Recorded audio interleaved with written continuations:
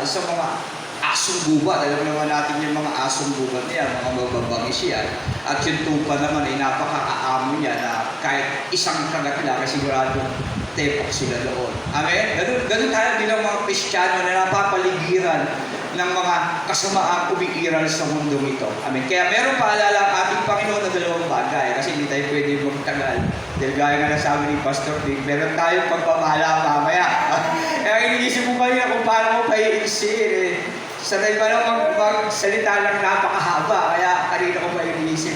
Buti na lang, ang Diyos ang magsasalita para sa atin. Amen? Kaya purihin ng Diyos. Yan. May dalawang bagay dito at alam kong nakita nyo na yun. Una, kailangan natin maging matalino. Kagaya ng ahas. Amen? Sino ba nakakaalam ng karakteristik ng ahas? Kahit slide lang, konti lang. Kaalaman, meron ba? Ayan, nanunuklaw. At saka yung ahas, konting kaluskus mo yan. Alis mo yan. At saka harap agad sa'yo yan. At hindi lang yun, aaralin yan yung kilos mo. Hindi yan aatake ng hindi sukat yung layo mo. Tama po ba? Sa mga pag-aaral, ganun po ang lalabas kapag nag-search tayo sa ahas. Kaya inaaral yan yung bawat sistema nating mga Christian kung saan tayo aatakihin. Kasi ang ahas, lumalarawan ito sa Biblia. Kanino? Kay Satanas. Na napaka? Tuso. At matalino talaga. Okay? Kagaya na lang ng istorya ni Job, kagaya rin kagabi sa pangangaral ni Pastor Job, talagang, napansin mo ba ang lingkod kong si Job? Wala siyang katulad sa daigdig. Sumasama sa akin, gumagawa ng mabuti. Kaya lang naman ganyan yan kasi pinagpapaalam niya ang istorya ng buhay ni Job. Saan ka lang galing? Nagpapabalik-balik. Tinitignan niya yung mga Kristiyano, tagasunod ni Kristo. Tinitignan niya kung saan siya masisilo, kung saan siya mahina. At pinag-aaralan niya yun kung paano niya atay. Kaya ang diablo ay parang leon, umaatungal at naghahanap ng masisilo. Kaya dapat lang talaga na maging matalino tayo gaya niya. Okay? Pinakita rin ni Job yan at talaga napakatalino din niya na gaya ng ahas. Paano paraan? Yung mga anak niya, hali-haliling nagdiriwang dahil mayaman sila eh. Anong ginagawa ni Job? Maaga pa lang, inuunahan niya na yung kasalanan na baka nagkakasala yung mga anak niya. Inihahandog niya na sa Panginoon. Lord, patawarin ko po yung mga... Kasi kapag tayo mga anak niya, naglalasing na yan eh. Hindi natin alam kung sa isang taong lasing, hindi mo alam kung minsan ginagawa mo. Kaya si Job, napakabuting tao talaga. Inuunahan niya na yung pagkakasala, hinihingi niya na ng tawad sa Panginoon. Nawa, tayo rin ganun bilang mga Kristiyano. Amen? Na dapat, bago pa maisip ng kaaway na tirahin ang ating kahinaan, inuunahan na natin ang kaaway na palakasin ang ating kahinaan. Amen? So, paano dapat natin gawin? Tama yung sabi ni Pastor Chok kagabi, pray. Pray. Fasting, kailangan pa rin natin. Bible reading. Palaksin ng spiritual kasi hindi basta-basta ang ating kalaban. Mga hukbo ng mga makapangyarihan, sabi ng Ephesians, himpapawid na hindi natin nakikita. Buti sana kung tao lang, matataguan pa natin yun. Kaso ang battle natin hindi spiritual. At hindi lang spiritual, hukbo ng mga makapangyarihan. At hindi lang hukbo ng mga makapangyarihan, pinuno. Bakit? Sabi ng 1 John 5:9, ang mundo ay nasa ilalim ng kapangyarihan ng diablo. Tama po ba? At ang nasa mundo ay ang nasa ng mata, pita ng laman at kayamanan ng mundong ito. Tama po ba? Kaya hindi basta-basta ang ating kalaban. Kaya dapat lang na maging matalino at wais tayong kagaya ng ahas. Amen! Yan. Kaya tandaan natin ang mga magulang, mga kapatid. Tayo mga isinugo ng Diyos at dapat panindigan natin ito.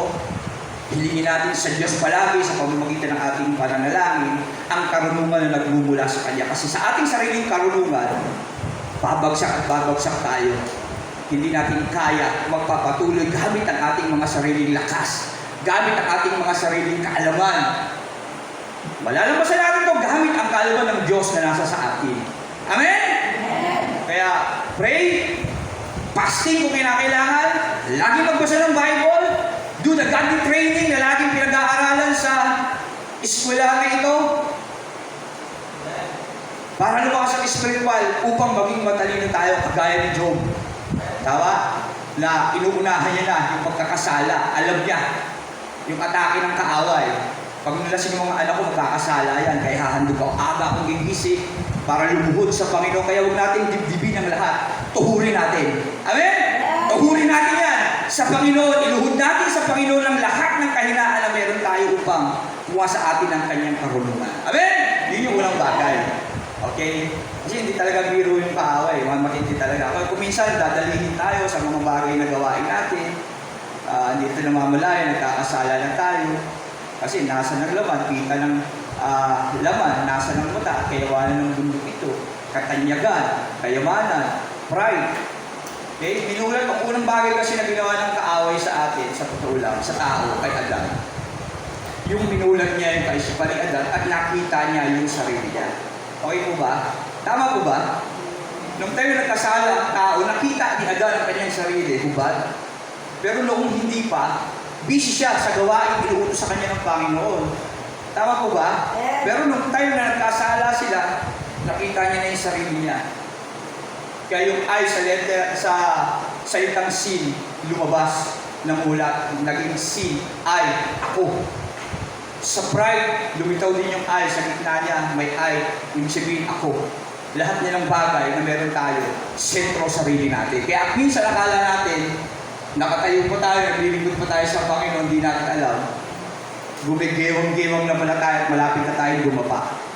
Kaya kailangan natin talaga ng salita ng Diyos palagi na lagi tayong rugdo sa pagbabasa ng banal na kasulatan at pananalangin. Paghilig sa Diyos na tayo'y maging matalino at yung talino na yun ay dapat nagmumula sa Kanya, hindi sa ating sarili. Amen? Amen. Yun yung una at kalawa, sabi doon, maging maamo na gaya ng kalapati. Okay, alam niyo ba yung characteristic ng kalapati? Napaka-amo niya, bumabalik niyang palagi sa amo niya. Tama mo ba? Meron ako dating alagang kalapati nung kabataan ko. Nalilig ako sa karera na race ng kalapati. Nahagis ko sa malalayo. Bumabalik talaga siya. Tsaka maamo talaga siya. At sa Biblia, lumalarawan siya sa banal na espiritu. Tama mo ba? Yan. Yun ang pinakamahalaga sa lahat na meron tayo. Ang banal na espiritu. Bilang tatak na tayo talagang tunay na Kristiyano. Amen? Na bilang tatak na pagdating ng panahon ay tayo hihirangin ng Diyos. Amen? Ang banal na espiritu ang pinakamahalaga sa lahat na dapat natin nasa ating buhay, nasa ating puso. Ang katibayan na tayo na ay nakipag-isa kay Kristo at wala na sa dating buhay. 2 Corinthians 5:17. Sino ang nagpag-isa kay Kristo, isa ng bagong nilalang. Wala nang dating pagkatao, sa halip ito'y napalitan ng bago. Amen? Kaya wala na tayong dapat pakibalik sa ating buhay na dati. Amen? Kung dati tayo may galit po, at sama ng loob, dapat wala na yan sa buhay natin. Kasi may bunga ang banal na espiritu. Ano yung bunga ng banal na espiritu? Love. Love. Isang bunga ng banal na espiritu. Love. Ang katangian niya, peace, joy. At sinigundahan yan ng 1 Corinthians chapter 13. Ang pag-ibig, ang katangian niya ay matyaga, mapagpatawad. Hindi magagalitin, hindi mainggitin. Lahat ng kabutihan nasa Kanya. Isipin mo kung meron kang pag-ibig na kagaya ng pag-ibig ng Diyos, siguro hindi ka magkakasala. No? Kailangan natin hangarin ang banal na Espiritu sa ating mga buhay. Maraming sinagsasabi sila ay Kristiyano, sila ay malalim na mga lingkod at tagasunod ni Kristo, pero sa totoo lang, hindi nakikita ang bunga ng pag-ibig. Tama po ba? At marami ng Kristiyano, akala nila yung mga gift na meron sila ay katibayan na talaga nasa kanila ang banal na Espiritu. Pero totoo, ang katibayan na sa atin ang banal na Espiritu ay tayo na bautismuhan sa pag-ibig. Amen po ba? Sa pag-ibig. Ayun ang natatanging bunga na dapat nakikita sa atin. Bakit? 1 John 4:8, ang Diyos ay pag-ibig. Saglit natin basahin yung 1 Corinthians chapter 13. Napakagandang basahin kasi nun. Mahaba pa naman siguro yung oras natin. 1 Corinthians chapter 13. Sarap kasi basahin niya.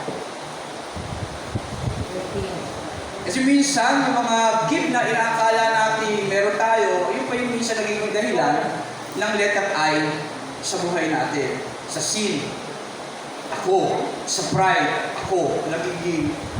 Tingin natin sa sarili natin, mas mataas na tayo sa iba, mas magaling na tayo sa iba. Okay? Sabi rito, 1 Corinthians, chapter 30. Alam ko, gas-gas na rin itong books, verse na ito eh. Ang pag-ibig. Makapagsalita man ako sa mga wika ng tao at ng mga anghel kung wala naman akong pag-ibig, para lamang akong kampanang umaalingaw o pompiyang na kumakalampag. Kung ako man ay may kakayahang magpahayag ng salita ng Diyos, preacher ka, napakagaling mo. Preacher ka. At umunawa ng lahat ng napakatalino mo. Nababasa mo ang lahat ng propesiya. Kung mayroon man ako ng lahat ng kaalaman at malaking pananampalataya at ano pa't nakakapagpalipat ako ng mga bundok, ngunit kung wala naman akong pag-ibig, wala akong kabuluhan. At kung ipamigay ko man ang lahat ng aking mga ari-arian at ialay ang aking katawan upang sunugin, ngunit wala naman akong pag-ibig, wala rin akong mapapala. Ang pag-ibig ay matyaga. Amen? Ito lang katangian niya na dapat sumasalamin sa atin na nagsasabing tayo'y mga Kristiyano na totoo. Amen? At magandang loob. Hindi maingiting. Hindi mayabang, hindi mapagmataas man. Hindi magaspang ang pag-uugali, hindi makasarili. Hindi magagalitin. Hello? Meron bang magagalitin dyan? Natatawa si Pastor Dennis. Amen? At mapagtalin sa kapwa. Hindi niya ikinatutuwa ang gawaing masama, ngunit ikinagagalak ang katotohanan. Ang pag-ibig ay mapagpatawad. Purihin ng Panginoon, salamat. Mapagtiwala, puno ng pag-asa, mapagtiis hanggang wakas. Matatapos ang kakayahang magpahayag ng salita ng Diyos. Lahat ng mga gipa, katapos yan eh. Itigil ang kakayahang magsalita sa iba't ibang mga wika. Kasi dati ng araw, hindi tayo makapagsalita eh. Mawawala ang kaalaman, ngunit ang pag-ibig ay walang hanggan. Amen? Bakit? Ang Diyos ay pag-ibig. At ang Diyos na yun ay dapat nasa ating mga puso. At dapat ng puso na yun na ipakikita ng ating mga buhay. Dito habang naghihintay sa muling pagbabalik ng Creator ng pag-ibig. Amen? Amen. Kaya tandaan natin sa ating mga buhay yung dalawang bagay na yun na pinaalala ng ating Panginoong Hesus sa paghayo natin sa mga asong gubat. Amen? Sa pagharap natin sa mga hukbo ng espiritual, sa hipapawid na naging pana, mga kapangyarihan, pinuno ng sanglibutang ito, maging si Jesus Christ tinukso. Pero, buti na lang, napagtagumpayan na ng ating Panginoon ang lahat ng bagay. It is finished. Naganap na. Ang kailangan na lang natin gawin, pumasa atin ang banal na espiritu ng tunay. Nang sumalamin ang bunga ng pag-ibig sa ating mga buhay. Amen?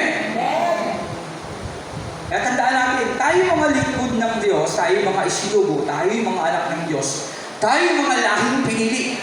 Tandaan niya, grupo ng mahalikang pari, isang bansa nakalaan upang magpahayag ng mga kamanghamanghang bagay na ginawa ng Diyos. Mga bayang pinili, tinawag, binango mula sa kadilimang patungo sa kanyang kahanghangang kaliwanagan. Tayo ang kasing ng ilaw ng mundong ito. Tayo ang tutularan ng mga taong hindi pa nakakakilala sa Diyos. Kung wala sa atin ang pag-ibig o ang banal na espiritu sa ikalawang puntos, paano tayo makakapanguna sa mga taong bulag sa katotohanan? Hindi pwedeng mag-akay ng ang bulag ng kapwa niya bulag. Anong mangyayari? Madadapa, mahuhulog sa hukay.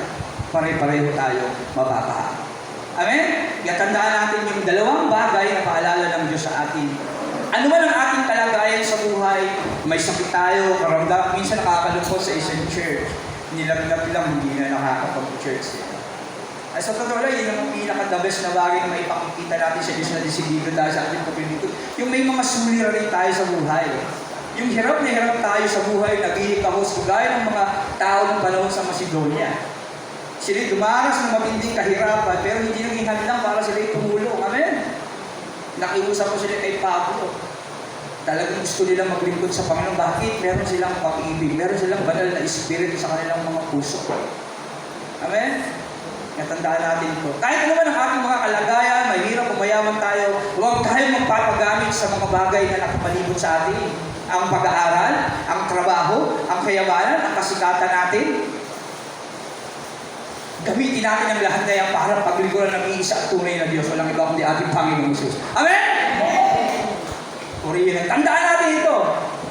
Ang mga lingkod ng Diyos, sabi ng Book of Job, pinagmamalaki ng Diyos. Amen. Amen? Napansin mo ba ang lingkod kong si Job? Napakabuti niya. Walang katulad sa daigdig. Tandaan natin. Ikaw at ako, kapatid, bilang lingkod ng Diyos, pinagmamalaki ka niya palagi. At hindi lang tayo basta pinagmamalaki ng Diyos, pinagkakatiwalaan pa tayo. Amen? Kaya lang naman ganyan si Job kasi pinagpapaalam mo ang kanyang mga anak, pinayayaman mo. Halos puluin ang kayamanan ng buong nasakupan niya. Subukan mong alisin ang lahat ng yan. Kung hindi kanya, harapang itaboy. Anong sabi ng Diyos? Gawin mo. Hinintulot ng Diyos, hindi dahil hindi tayo mahal ng Diyos, kundi dahil anak tayo ng Diyos. At tayo lahi niya, mga lahing pinili. At may tiwala siya sa atin. At sa lahat ng bagay na yan, tandaan natin. Ano man ang kalagayan natin sa buhay, darating at dating ang araw na tayo kanyang pagpapalain kagaya ni Job. Magkakaroon tayo ng isang buhay. At ang buhay na yun, hindi basta-basta buhay. Isang buhay na masagana at ganap. Amen? Palakpakan natin ang Panginoon. Purihin ang Panginoon sa kanyang lahat ng parangalan ng Panginoon. Kaya sa ating paghayo, tandaan natin, maging matalino tayo. At laging maamo na laging nakikita ang banal na espiritu na may pag-ibig na si Jesus na nabubuhay sa ating mga buhay habang tayo naghihintay sa muli niyang pagbabalik. Nangyari yun? Well done, my good and faithful servant. Napakasarap pakinggan ng salita ng Diyos na yun. Mapapawi ng ating mga luha, ang ating hinagpis, ang ating pagod. Makakamtan na natin ang buhay na masagana at galap na hindi natin makikita sa mundo ito. Amen? Amen. Sa Diyos ang lahat ng parangalan, papuri at nawa. Tayo na maiksi lang ang ating mensahe sa umagang ito, nawa. Kapulutan natin ang aral at nawa. Magawa natin sa ating buhay na maging matalino at laging maamo kagaya ng kalapati habang tayo ay nabubuhay dito sa mundo. Palakpakan natin ng Diyos. Tayo manalangin. Lord, salamat po